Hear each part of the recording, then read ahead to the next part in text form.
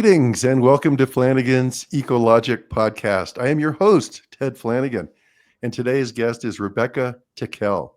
She's an actor, a singer, a filmmaker, a producer, an environmental activist. She's the producer director at The Big Picture Ranch, which has produced over 20 films on climate solutions, films that tackle big issues and offer real solutions. Rebecca, welcome to the podcast.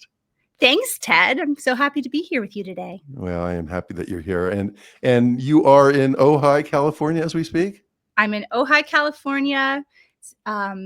Really a beautiful day here, and I'm on my own little trophic cascade micro ecosystem because we make films about regenerating soil and healing the earth. And so we're also practicing that here where we make our films. So in our barn, instead of processing our food, that's where we make our movies. But on the farm, we're learning ourselves how to build that topsoil and soil organic matter and all of the practices of regeneration that we're talking about in our films. We're learning how to do that here in real life. That's great. And you grew up in Ohio. It sounds like you grew up on a farm. I was born in Ohio. I come from a legacy farming family.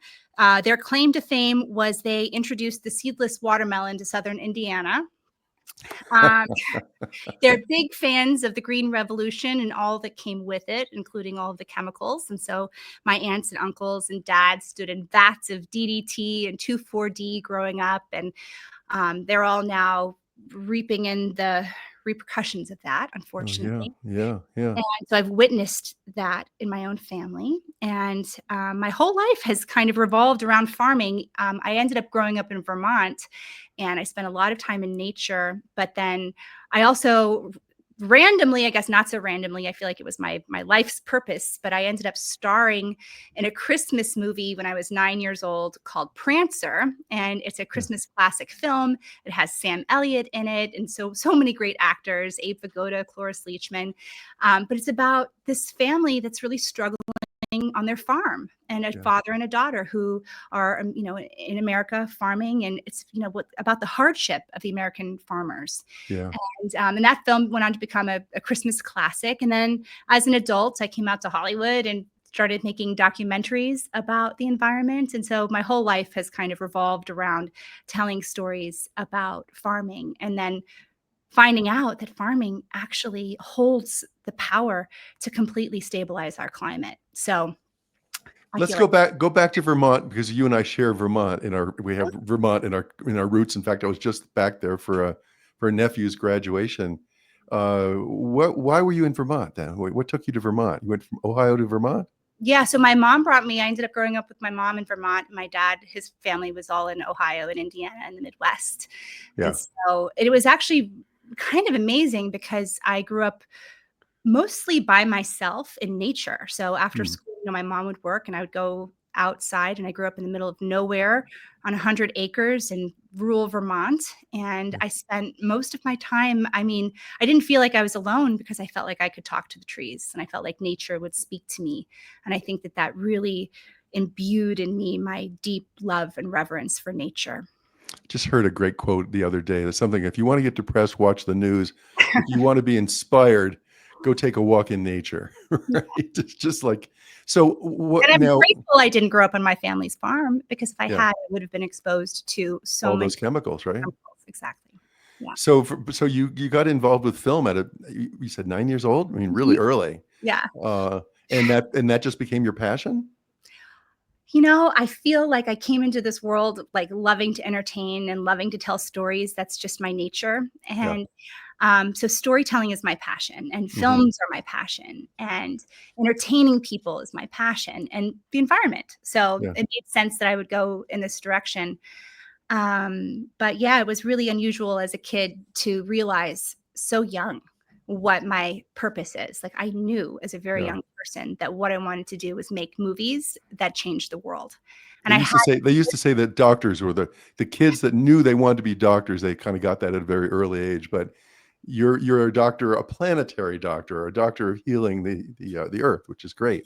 How did you get from Vermont then what was the progression from Vermont to California in the film industry?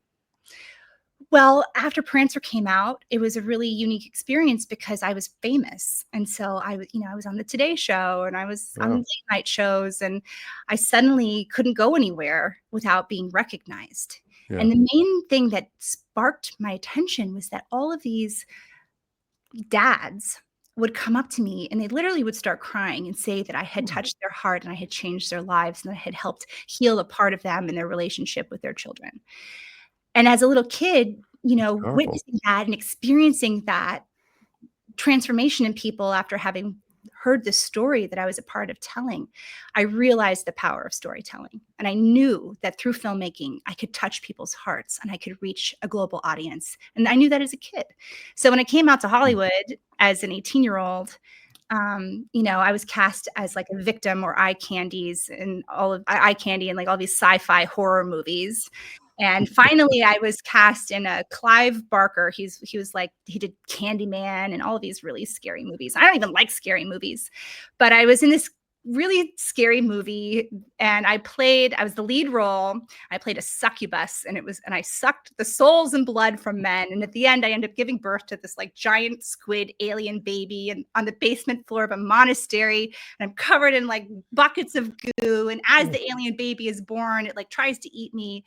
And there was, this was like early 2000s. And so had puppeteers underneath the table. And I was like, I couldn't really move. There's like all these animatronics. And so this was before everything was done digitally. Yeah. And I just remember thinking to myself in that moment, it's time for a career change. And so, coming to Hollywood, I really did feel exploited by the industry, especially them knowing that I was the Prancer girl and that they could get a lot of runway with that. And I realized that that's not what I wanted to do with my life and that wasn't my purpose. And so Yeah. when I was 26, I watched An Inconvenient Truth in the theater. And I Yeah. remember I was the only person there. And I remember I was the last, I couldn't leave. I couldn't get up from my seat. Yeah. And for me, that was very scary, and it had me realize and sort of solidify in that moment, my purpose on earth is to tell stories that are going to heal the climate and do that through filmmaking. And I knew that that was my job, and that was 2005. So Have you told Al Gore that story? I have attempted to tell Awkward that. Yeah, yeah, he's a great guy, and he just touched so many people with the Inconvenient Truth. And Yeah, look, just took your career and just turned it in a different direction altogether. it did. It Yeah, 100% did. I mean, it put me on this path. yeah. And so, yeah, that was when I met up with my partner, Josh, Josh, yeah, read about him. and he grew up in Cancer Alley in Louisiana, and he saw the pollution there, and he had been working on a film about his story and about how we could get off of oil dependency. And Yeah, that film at the time was called Fields of Fuel, but I partnered up with him, and we ended up making that movie together and premiering it at Sundance in 2008, and we won. It was like yeah. a And total miracle. miracle. That's the fuel film, right? Yeah. That's what you changed the name to?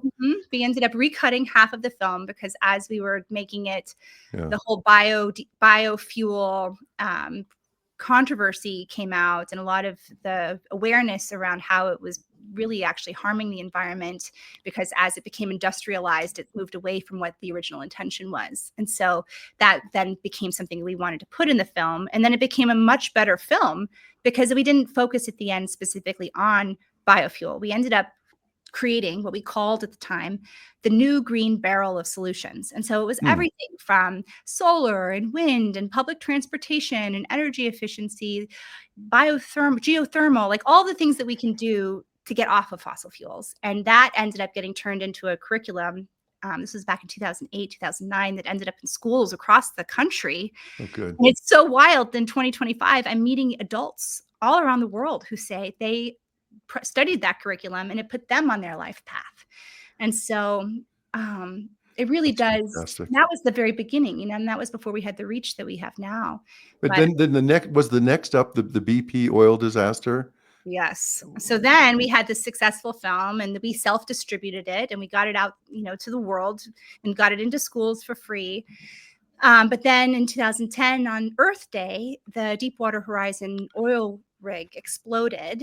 Yeah. And we actually, during that time, had someone, his name was the Green Cowboy. I can't remember what his name was, but he was a former advisor to many presidents. And he was sitting in our office, like we had invited him to come in, speak with our interns, and kind of give us a pep talk because we weren't exactly sure what we were going to do next after fuel. Yeah. And he was like, well, what are you doing here? Your story is in Louisiana. And we were kind of like, he's like, if you're not going to tell this story, then who is? So we got a group of people and went down to Louisiana, where Josh is from. Yeah.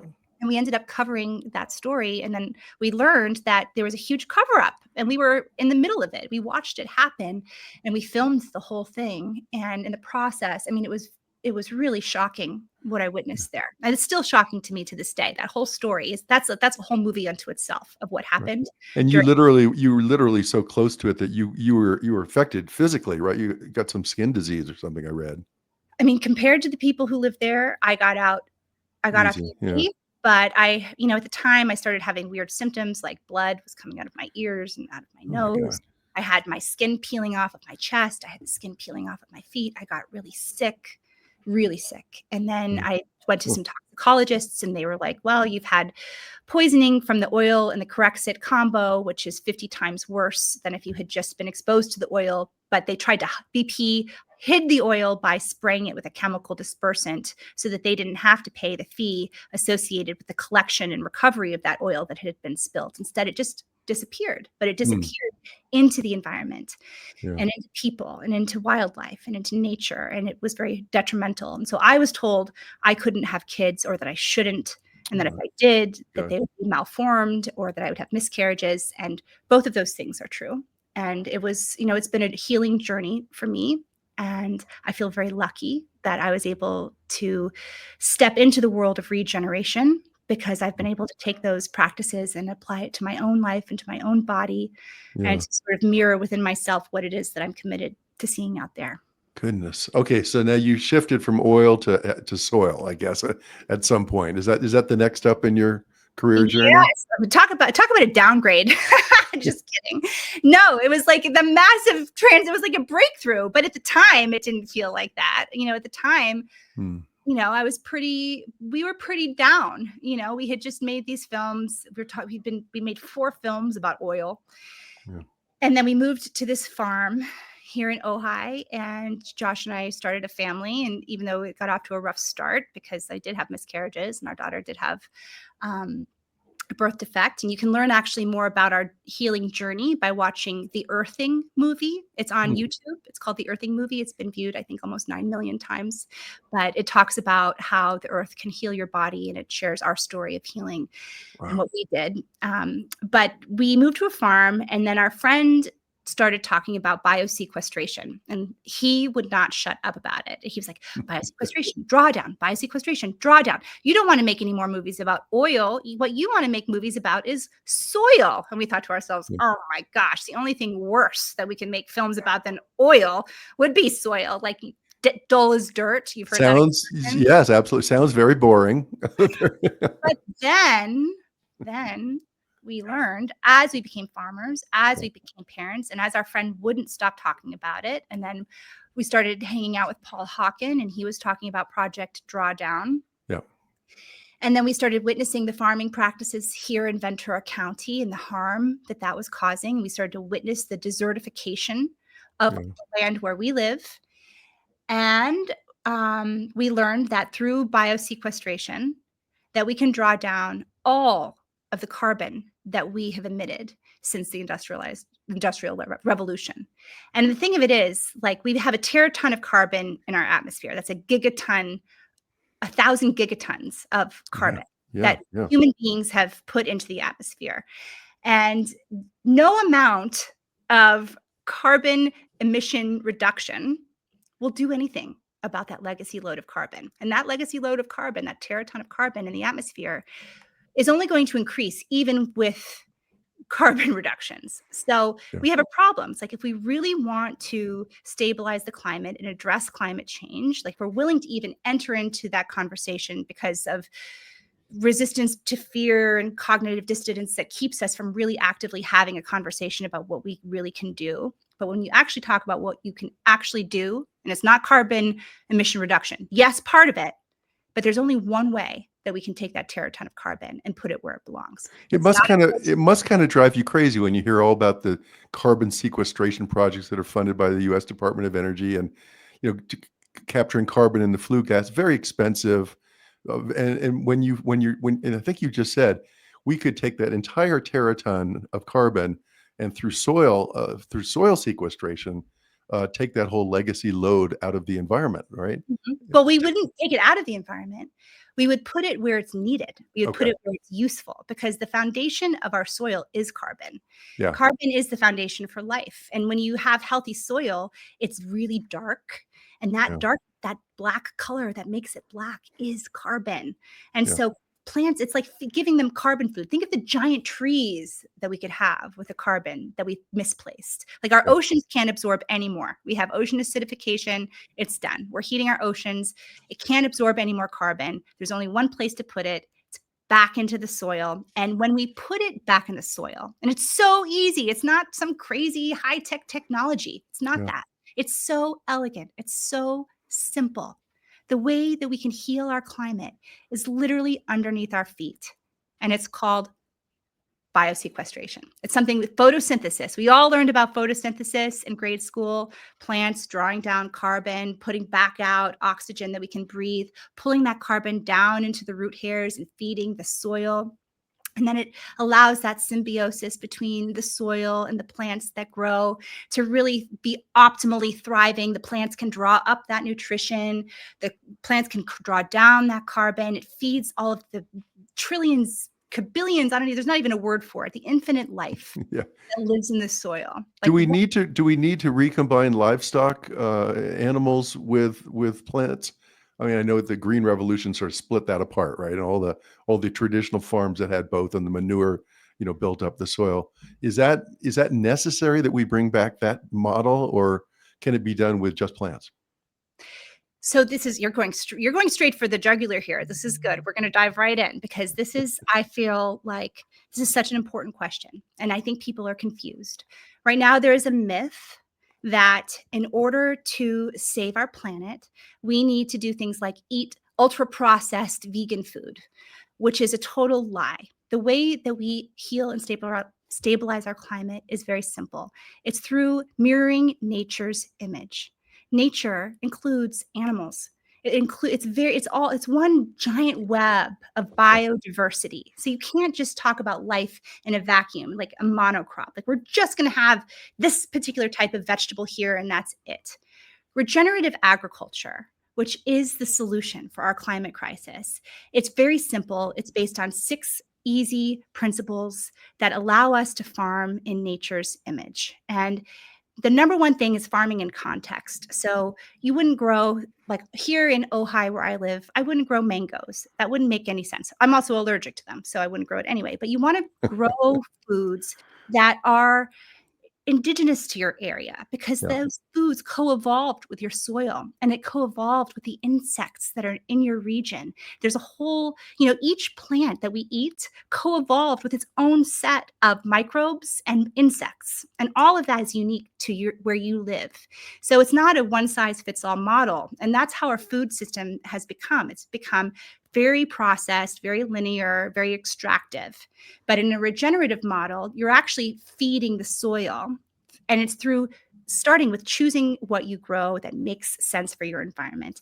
That's one of the principles. Another principle is animal integration. So 100%, there's only one way to bring deserts back to life. So we've desertified 1/3 of the planet.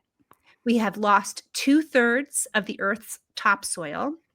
And there is only one way to bring that dead, desertified Earth back to life, and that is through animal integration. So ruminants, there were way more ruminants Yeah. 100 years ago than we have 150 years ago than we have today. Here in North America, we culled many of those ruminants as a way of trying to eradicate basically indigenous people. And so as a result of that, we drastically changed our landscape, and which resulted in the Dust Bowl. So when we removed those ruminants from the land, And then the farmers came in and plowed everything up and destroyed that precious topsoil that had been growing over millennia by the evolution of humans with buffalo and the land and the way that that whole thing worked. We destroyed that pattern, which resulted in desertifying the United States, desertifying the plains in the United States. And so there's only one way to bring those deserts back, and that's to bring the ruminants back. And when we had way more ruminants, we didn't have a greenhouse gas problem. So we have way less ruminants today, and we have a greenhouse gas problem. And the reason is not because cows are bad. It's because how we manage those cows. When cows are confined in a concentrated animal feed operation, like one of those tight little lots where they press all of the animals close together and they're fed corn, it's very inhumane. They're injected with all kinds of antibiotics and hormones and medications, and then they're killed in a very inhumane way. And that then results in, yes, greenhouse gas emissions in the form of methane and other types of greenhouse gases. However, when those very same ruminants are managed the way that nature intended them to be, not in a giant paddock where they're just free to roam and eat whatever they want, that also destroys the soil. There's only one way to do it. It's through adaptive grazing. And adaptive grazing is really simple. It's using ruminants in the way that they were intended by nature, which is to be moved constantly. So never more than 2 days, 3 days max. Ideally, it would be every day. They would be moved the way that nature would if you had wolves. Wolves would constantly keep these ruminants on the move. And then they would actually follow the humans because they would, in the wake of human activity, because the way that indigenous people were manning the land, especially in the Great Plains of the US, the buffalo would actually follow them in the wake of their fire because it would regenerate life. And so there's this whole way that we can regenerate Earth using these 6 simple practices. Oh, one other thing about ruminants on desert. So what happens is the desert creates this hard pack on the top. It's like a crust. And it looks usually very white. It's like the Chihuahuan desert. You imagine like this like white, hard crust. That's nature's way of protecting indigenous seeds and waiting for the right conditions to come along so that life can regenerate. And when you bring ruminants, whether it's bison or elk or cattle or sheep or goats or whatever it is that you're going to become the shepherd of and steward of, that then they come in with their hooves and they break up that top crust. And then through their urination and through their manure, they're able to spark that life. And if you spiral out from water sources, like there's a lot of different techniques, brilliant techniques. There's so many wise people that know how to do this. We know how to bring deserts back, and it's a miracle. But within 3 to 5 years, millions of desertified acreage can be regenerated. You can have rainfall in your own microclimate, just like they've in our film Common Ground. We show in the Chihuahuan Desert how Alejandro Carrillo worked with hundreds of other families to take down their fences and on 2 million acres of land in the Chihuahuan Desert where it was dead, using ruminants and pooling all of their cattle into tight herds. They were able to bring back their deserts. Now they have 6-foot tall grasses and rainfall like they haven't seen in years and years and years and years. And beyond their memory, but beyond their ecological memory. Right. You're a fantastic spokesperson. So I want to talk about the impact, but another little minor detail here is that when you shift towards a regenerative agriculture pattern, I think in some of your literature, you talk about saving $400 an acre per year. No more pesticides, herbicides, fungicides, insecticides. All that stuff goes out the window. And so you can not only be healthier, more sustainable, but more profitable, right? 100%. I mean, the reason that farmers are transitioning right now from conventional agriculture to regenerative agriculture isn't because of their commitment to climate change. Right. And I can say that coming from a farming family, that's not, you can't really talk to farmers about climate change. You can talk to them about the weather, but you can't really talk to most farmers, I would say. But they're catching on? but as their neighbors are having resilience during Yeah. drought and during Okay. fire and during flooding, and they're actually having diversity of their products. They're no longer stuck on a subsidy that requires a bank loan that they've then signed an agreement which says that they're obligated to pay to get those pesticides and herbicides and fungicides. So the bank loans and the subsidies lock farmers into spending that money on inputs, and the cost of these inputs go up and up and up, and the profit margins of what they're selling goes down and down and down. And most of the time, the food that's being grown isn't even edible for humans.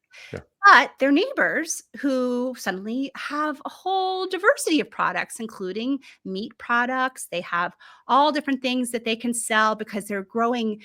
That's one of the other principles of regenerative agriculture is diversity. The polyculture. Yeah. Biodiversity is key. That's the Yeah. only way we can have resiliency. So what, Rebecca, what do you, I mean, not to put us in a downer mode here at all, because I'm excited about the conversation, but are we still just seeing the early adopters moving towards regenerative agriculture? I mean, is it still less than 5% of farms that have caught on to this new way, or what? Yeah. Yeah, I would say Something it's like less that? than 10% for sure. In North America, we're almost at 55 million acres. So in 2020, we were at under 5 million acres in transition from conventional to regeneration. And Rapid growth in the early adoption. we are quickly, I'd say within the next year or two, going to be at 100 million acres in the US. That's the tipping point. That's 10%. So Malcolm Gladwell's theory Sure. that you reach 10%, it becomes an unstoppable movement. And so that's where we're at. We're almost at the 10% mark here. And globally, that's 1 billion acres. So on the planet, we need to get 1 billion acres into regeneration. And that is the moment that things will begin to change for us. That's exciting. So now you've created a trilogy of films on soil, right?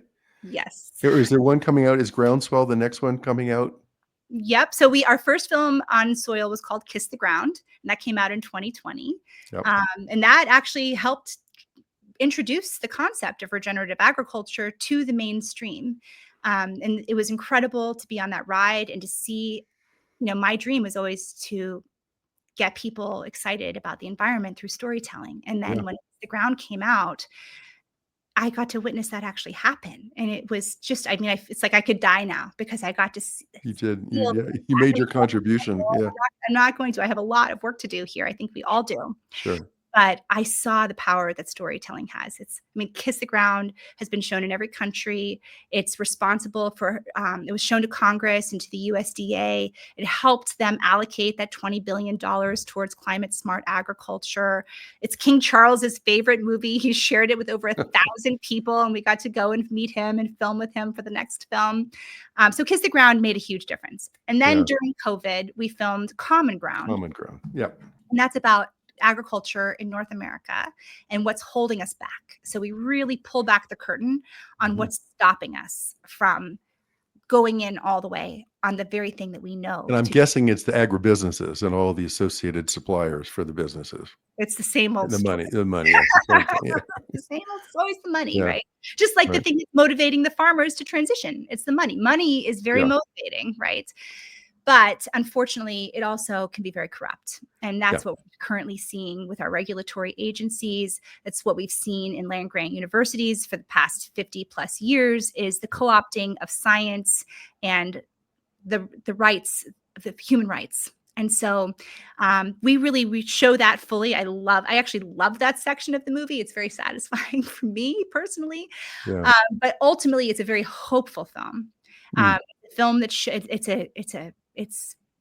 there's a little bit of heartache in it too, but I would say you walk away from it's my favorite movie that we've ever made, without a doubt. I invite everyone to go and watch Common Ground. It's on Amazon Prime. Kiss the Ground is also on Amazon Prime. It has a lot of celebrities in it. Don't let that, detour you. It has, Jason Momoa and Rosario Dawson and Laura Dern, but it also has the real stars like Gabe Brown, the regenerative rancher, and Rick Clark, the farmer, and Mia Vons, who's doing all the neighborhood gardens down in San Diego, and Alejandro Carrillo, who's regenerated 2 million acres in the Chihuahuan desert. So I love the film. It's got great music. It's super entertaining. And for me, it's a love letter to my children and a promise that we're going to do everything we possibly can to get back on track. So where does Big Picture Ranch go from here? I mean, you're obviously you got groundswell coming out. You're still focused on soil, but what happens 5 years from now, 10 years from now? Are you tackling other climate related issues with the same fervor? Well, Groundswell will come out next year, and that's a global film about regeneration. And I think actually when it comes out, it will be our best film to date. We go all around the world. We look at seed colonization. We look at what's holding back people in other countries. And then we look at all of the heroes who are out there regenerating land, including climate refugees and refugees of war in refugee settlements, and women who've been saved from trafficking who are now regenerating their communities. And I mean, we really go deep into these different places where people who have far less than us are having miraculous results using these 6 simple practices of regeneration. And so I'm excited about that. But for me personally, as I've traveled the world and as I've been in this conversation, for me, I feel like one thing that's missing from this conversation is truly the empowerment of women in this conversation. Because as I've traveled the world and I've seen what happens when women are put in leadership roles regarding their community and regarding their climate, things change very rapidly because women are really great at working in groups. It's more about the feminine energy, because I don't want to discount men, because men are also very great at these things as well, like when they're in that element. But what excites me right now is telling stories of women who are stepping into leadership roles around climate and illuminating what they're doing. And I just don't think that we're going to solve this problem with a bunch of people in suits and back rooms talking about carbon credits. I just don't think that's where this movement revolution is going to happen. I think it's going to happen acre by acre, inch by inch, within each community, realizing the power that they have to stabilize their microclimate and the power that they have to sequester carbon into their soil, and then the benefits of that, which are so numerous. When you have healthy soil, when you have soil organic matter, when you have what that does for your community, you grow healthy food that then in turn people eat, which then in turn makes healthy people, because our health is a reflection of the soil. Our gut health is a reflection of the microbes in the soil that your food was grown in, and the ability of that plant to be able to draw up that nutrition through its roots because it's living and alive, because it's been regenerated. So we have to grow food that we can actually eat that's good for our bodies. And when we do that, it's also good for the ecosystem. It's good for the people whose hands touch the food, who are often so overlooked, like where I live in Ventura County. It's a human rights crisis. It is. It is. Um, Hey, Rebecca, thanks for what you're doing. Thanks for what you're doing. And thanks for sharing with us today. I salute your works, and I'm so impressed by what you're doing. So rock on. Thank you. Well, you know what? We all have a role to play. We can do it. Don't let anyone else tell you otherwise. Don't get paralyzed by all of the doom and gloom. Let it fuel you. Yeah. Let it be a marker in time. That was the line of demarcation where we woke up and we chose to take a different action. Perfect. Have a great day. You too. Thanks for listening.